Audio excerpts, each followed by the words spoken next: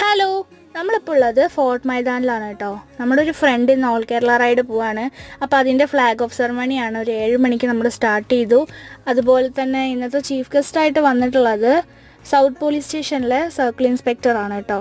അങ്ങനെ നമ്മുടെ flag off സെറമണിയൊക്കെ കഴിഞ്ഞ് നമ്മൾ കുറച്ച് പേരെല്ലാവരും കൂടെ ചേർന്ന് KTDC എരുമിയൂരുള്ള ആഹാർ റെസ്റ്റോറൻറ്റിലാണ് കേട്ടോ ബ്രേക്ക്ഫാസ്റ്റ് കഴിക്കാൻ പോയത്.